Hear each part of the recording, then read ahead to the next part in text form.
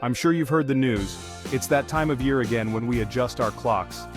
But have you ever wondered why we do this? Why do we fall back and spring forward every year?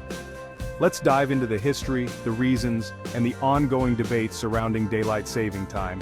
It's time to fall back again. This means setting our clocks back 1 hour, usually in the early hours of the morning. This practice is known as daylight saving time, DST, and it has a fascinating history and a variety of impacts on our daily lives. But why do we change our clocks twice a year? The concept of daylight saving time is to make better use of daylight during the longer days of summer. By shifting an hour of daylight from the morning to the evening, we can enjoy more daylight during our active hours. Daylight saving time ended on November 3, 2024. At 2 a.m., we set our clocks back 1 hour, giving us an extra hour of sleep but less evening daylight. This change marks the transition from daylight saving time back to standard time.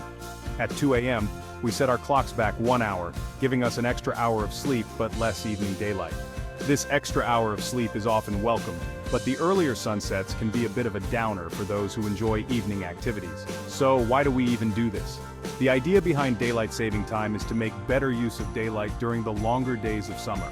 By shifting an hour of daylight from the morning to the evening, we can enjoy more daylight during our active hours. It all started with the Standard Time Act of 1918, introducing daylight saving to maximize daylight hours. The idea was to save energy by reducing the need for artificial lighting in the evening. Though often linked to Benjamin Franklin, the idea was actually proposed by George Hudson and William Willett. Franklin did suggest a similar concept in a satirical essay, but it was Hudson, an entomologist from New Zealand, and Willett, a British builder, who seriously advocated for the change. Not everyone is on board. The practice of changing clocks has been met with resistance and controversy since its inception. Some argue that the disruption to our sleep patterns and daily routines outweighs the benefits. Hawaii and most of Arizona skip DST altogether, staying on standard time year-round. These regions have consistent daylight hours throughout the year, making the practice of changing clocks unnecessary. The debate continues, with some pushing for permanent DST due to potential health and economic benefits. Proponents argue that more evening daylight can lead to increased physical activity, reduced energy consumption, and even economic boosts for retail and tourism. So next time you change your clocks, you'll know why. Whether you love it or hate it, daylight saving time is a part of our lives, and understanding its history and purpose can make the transition a bit easier.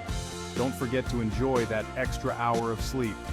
While the adjustment can be a bit of a hassle, the extra hour of rest is a small perk that many look forward to. And finally, at the end of the video, we see you with an interesting new video from Welcome to World Explorer, News and Views on YouTube. Stay tuned for more fascinating insights and stories from around the world. Now let's delve deeper into the origins and implications of daylight saving time. The concept of adjusting clocks to make better use of daylight dates back centuries. Ancient civilizations such as the Romans used different schedules for different times of the year to maximize daylight. However, the modern idea of daylight saving time was first proposed in the late 19th and early 20th centuries.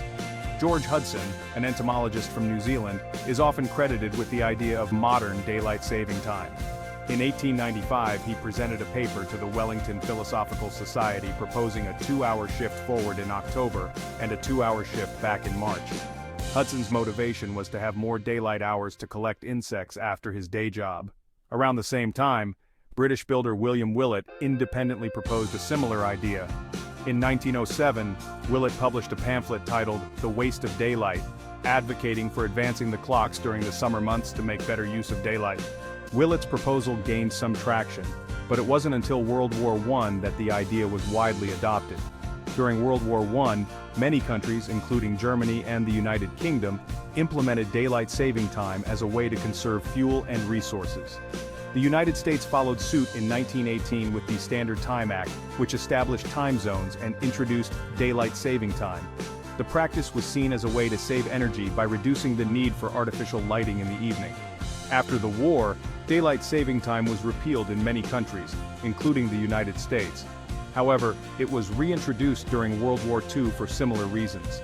After the war, the practice became more widespread and standardized, although not without controversy. One of the main arguments in favor of daylight saving time is energy conservation. By shifting an hour of daylight from the morning to the evening, people are less likely to use artificial lighting and heating, which can lead to energy savings. Studies have shown mixed results on the actual energy savings, with some suggesting that the benefits are minimal or even non-existent. Another argument in favor of daylight saving time is the potential for increased physical activity and outdoor recreation. With more daylight in the evening, people are more likely to engage in activities such as walking, jogging, and playing sports. This can have positive effects on public health and well-being. However, there are also arguments against daylight saving time. One of the main criticisms is the disruption to sleep patterns and daily routines. The transition to and from daylight saving time can cause sleep disturbances, which can have negative effects on health and productivity. Some studies have linked the time changes to an increase in heart attacks, strokes, and other health issues. In addition to health concerns, there are also economic arguments against daylight saving time. Some industries, such as agriculture, can be negatively affected by the time changes. Farmers, for example, may have to adjust their schedules to accommodate the new daylight hours, which can be disruptive and costly. Despite the ongoing debate, daylight saving time remains a common practice in many countries around the world. In recent years, there have been movements to abolish the practice or make it permanent. In the United States, several states have passed legislation to stay on daylight saving time year-round, but federal approval is required for such changes.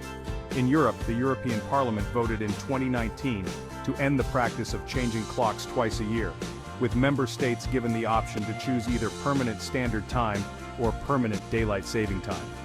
The change was initially set to take effect in 2021, but it has been delayed due to the COVID-19 pandemic and other factors. As we continue to navigate the complexities of modern life, the debate over daylight saving time is likely to persist. Whether you love it or hate it, understanding the history and reasons behind the practice can help you make informed opinions and decisions. So, the next time you find yourself adjusting your clocks, take a moment to reflect on the history and purpose of daylight saving time.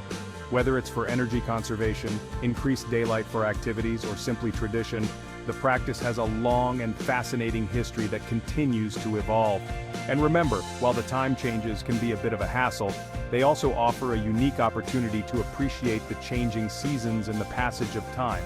So, enjoy that extra hour of sleep in the fall, and make the most of the longer evenings in the spring and summer.